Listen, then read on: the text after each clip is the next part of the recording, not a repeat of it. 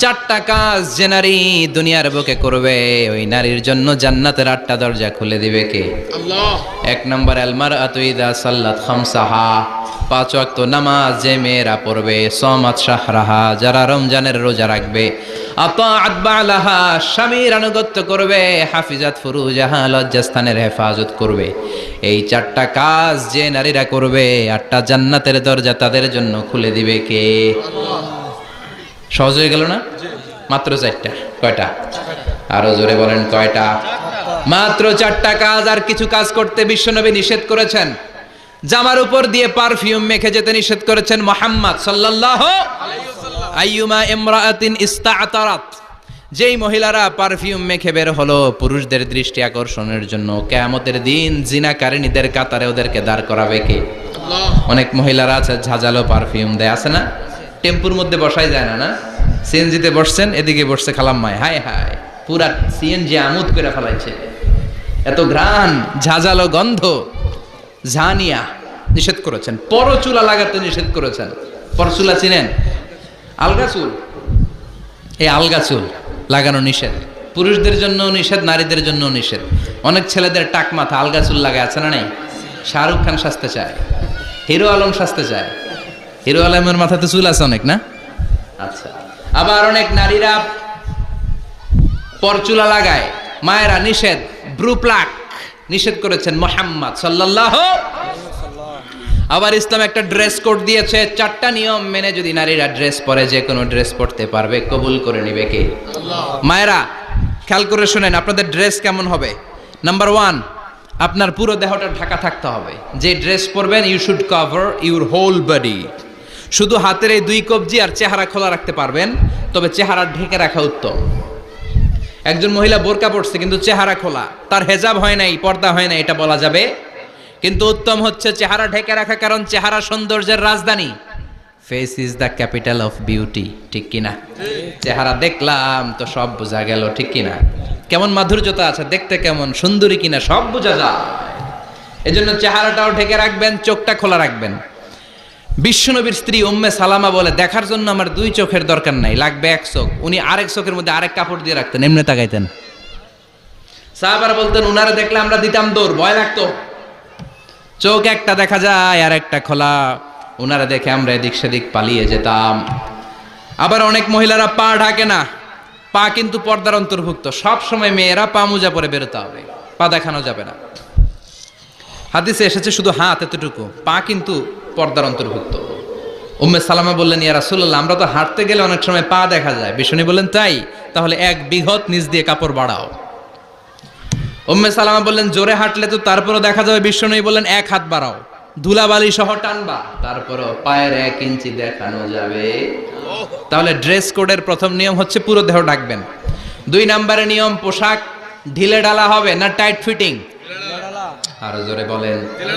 আছি আমরা কোন জামানায়, লাজ শরম গেছে হারায়, পাতলা শাড়ির বাহার, পাখি ড্রেস লেহেঙ্গা, পোশাক দেখে নারীর লাজে মরে যাই, হায় হায়। আছি আমরা কোন জামানায়, লাজ শরম গেছে হারায়, ঠিক কিনা? লাজ শরমের বালাই নাই। ঢিলে ঢালা হবে, টাইট ফিটিং হতে পারবে না। মোটা কাপড়ের হবে। এই যে আমার জুব্বা দেখছেন, আমি মহিলাকে পোশাক পরে ফেলাইছি কিন্তু হেরা পরে না। এরকম মোটা হবে, মোটা কাপড়, কিচ্ছু দেখা যায় না, বাইনোকুলার দিয়েও দেখা যাবে না। আবার ঢিলে ঢালা আছে না নাই? আমরা পুরুষরা যে এটা পরি, এটা দিয়ে 3 মহিলার কাপড় হয়, ঠিক কিনা? কাপড় পরতে চায় না তারা, ওদের পোশাক আমরা নিয়ে নিচ্ছি। তার মানে ঢিলে ঢালা হবে, মোটা কাপড়ের হবে, টাইট ফিটিং হতে পারবে। আবার পুরুষদের পোশাক হতে পারবে। এই 4টা নিয়ম মেনে যে যেই ধরনের পোশাক পরেন, চাদর পরেন সমস্যা নাই, শাড়ি পরেন সমস্যা নাই, ব্লাউজ পরলে ফুল হাতা পরবেন সমস্যা নাই, মেক্সি পরলেও সমস্যা নাই, বোরকা পরলেও সমস্যা নাই, কিন্তু পোশাকটা শালীন পোশাক হতে হবে। কি পোশাক? সবাই বলেন, শালীন পোশাক। পুরুষদের পোশাক পরা যাবে না, কারণ বিশ্বনবী লানত করেছেন ওই নারীদেরকে যেই নারীরা পুরুষদের মতো সাজতে চায়। এরকম আছে না নাই? দেখলে বোঝা যায় না কোনটা ছেলে কোনটা মেয়ে, আছে না নাই? এক লোক, একটা গল্প শোনাই আপনাদের। এক লোক এক বাগানে গিয়েছে, যে দেখে বাগানে কিছু ছেলে মেয়ে খেলাধুলা করে, কিন্তু ছেলে মেয়েদের পোশাক দেখে বোঝার উপায় নাই কোনটা ছেলে কোনটা মেয়ে। শুনতেছেন? পোশাকের এমন দশা, কোনটা ছেলে কোনটা মেয়ে বোঝাই যায় না। আফসোস করে বলল, হায় রে, কেমন এদের মা বাবা, কেমন এদের আক্কেল, কি পোশাক তাদের পরিয়েছে, কোনটা ছেলে কোনটা মেয়ে বোঝাই যায় না। পাশে এক ভদ্রলোক বসা ছিল, রেগে মেগে আগুন, এই মিয়া সাবধানে কথা বলেন, জানেন এগুলো আমার সন্তান, আমার সন্তান এগুলো। লোক তো ভয় পেয়ে গেছে, তাই নাকি? ও তাহলে আপনি এদের বাবা? এবার লোকটা রেগে মেগে বলে, আমি আপনার কি চোখ নেই, আমি বাবা হইতে যাবো কেন, আমি তো এদের মা। তার মানে কোনটা ছেলে কোনটা মেয়ে যেমনি বোঝা যায় না, কোনটা বাবা কোনটা মা এটাও বোঝা যায় না। এরকম আছে না নাই? ছেলেরা পরবে ছেলেদের পোশাক, মেয়েরা পরবে মেয়েদের পোশাক। চিল্লায় বলেন ঠিক কিনা?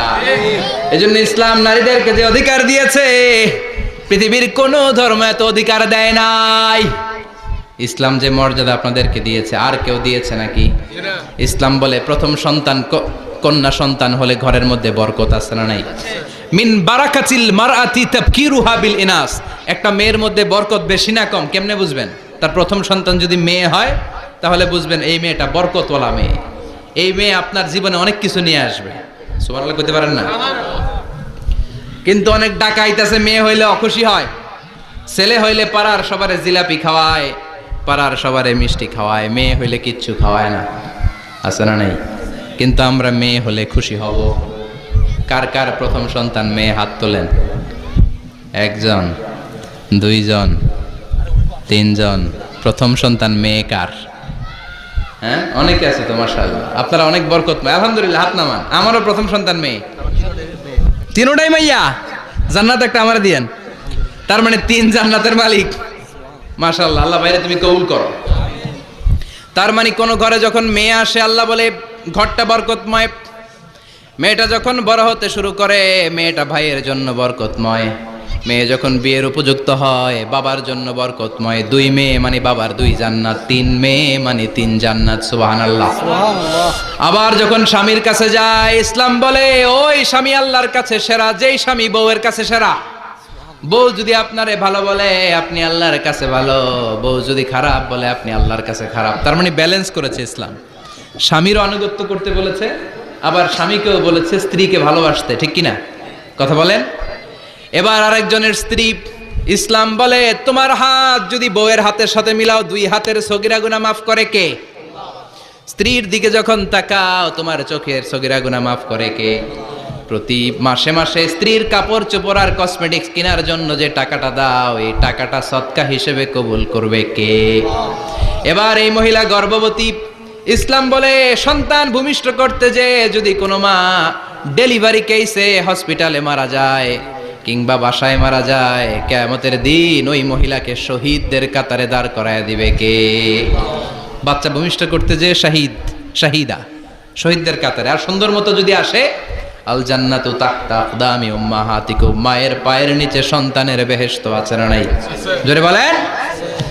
এজন্য ইসলাম বলে খবরদার, মায়ের মর্যাদা সবচেয়ে বেশি। এক সাহাবী বললেন, ইয়া রাসূলুল্লাহ, কার সাথে ভালো আচরণ করব, বাবার সাথে নাকি মায়ের সাথে? নবী বললেন মায়ের সাথে, এরপরে মায়ের সাথে, তারপরে মায়ের সাথে, তারপরে কার সাথে? তারপরে তোমার পিতার সাথে। মায়ের মর্যাদা কয় গুণ বেশি? ওগো মা তুমি এই ধরনের শ্রেষ্ঠ নেয়ামত, তোমারই পদ তলে রয়েছে জান্নাত। ওগো মা তুমি এই ধরনের শ্রেষ্ঠ নেয়ামত, তোমারই পদ তলে রয়েছে জান্নাত। সুবহানাল্লাহ। আমি বলি আমাদের পায়ের নিচে থাকে মৌজা, জুতা আর বালু, আর মহিলাদের পায়ের নিচে জান্নাত। এই পৃথিবীটারে 1000 বার বিক্রি করলে জান্নাতের একটা চেয়ারের দাম হবে না। সুবহানাল্লাহ পড়ে। আর যেই জান্নাত মায়ের পায়ের নিচে পড়ে আছে, ওই পায়ের দাম বেশি না কম? এজন্য মায়েদের সাথে ভালো আচরণ করতে হবে। ইসলাম নারীকে দিয়েছে ইবাদতের অধিকার। নারীরা যদি মহিলা সমাবেশে যেতে চায়, কোনো পুরুষ বাধা দিতে পারবে? নারী যদি মসজিদে নামাজ পড়তে যেতে চায়, বাধা দিতে পারবে? নাগাইশি কি আছে মহিলাদের নামাজের জায়গা? করেন নাই আপনারা? করেন, আস্তে আস্তে করেন, আস্তে আস্তে করতে হবে। তারা অনেক সময় বাইরে বেরোয়, বাসায় আসতে আসতে নামাজের সময় হয়ে গেছে, কই পড়বে নামাজটা? মসজিদে সুযোগ করে দেন, মসজিদে পড়বে। তবে ঘরে পড়া উত্তম, ঘরে পড়লে বেশি সওয়াব। সুবহানাল্লাহ। তার মানে ইবাদতের অধিকার। ইসলাম নারীকে দিয়েছে শিক্ষার্জনের অধিকার। আপনার ছেলেকে স্কুলে পাঠান, শুধু ছেলেকে নয়, আমরা বলি আপনার ছেলেকেও পাঠান, মেয়েকেও পাঠান, ঠিক কিনা? আপনার ছেলেকে মাদ্রাসায় পাঠান, মেয়েকেও পাঠান। শিক্ষা সবার জন্য। বিষ্ণু বলেছেন আল্লিমু বানাতাকুম সূরাতান নূর, তোমরা তোমাদের মেয়েদেরকে সূরা নূর শিখাও। কোন সূরা? কথা কন। ও আমার মায়েরা, আপনাদের জন্য রব্বুল আলামিন সব হকের কথা সূরাতুন নূরে বলেছে। অনেক মেয়েরা প্লাজো পরে, রঙিন বোরকা পরে। আল্লিমু বানাতাকুম সূরাতান নূর, তোমরা তোমাদের নারীদেরকে সূরাতুন নূর শিক্ষা দাও। ও মামার মায়েরা, আজ থেকে সূরাতুন নূরের অর্থ পড়বেন, তাফসীর পড়বেন, ঘরটারে বরকতময় করে দিবে কে? আপনাদের আছে মোহরানার অধিকার। বিয়ে করলে পুরুষ মোহরানা পাবে না, দিবে। কিন্তু আমরা এতগুলা টাকা নিয়ে আসি, ডাকাইত আছে না নাই? সারা জীবন মেয়েটারে লালন পালন করলো, একটা মেয়ে হলো একটা বাবার কলিজা। মেয়ে দিয়ে দিল মানে বাবা কলিজা ছিঁড়ে দিল, আর কি চাস? ডাকাত, ফকির কোথাকার। খবরদার, বিয়ের মধ্যে 1 টাকা যদি তুমি যৌতুক খাও, কিয়ামতের দিন আল্লাহ তোমারে ছাড়বে।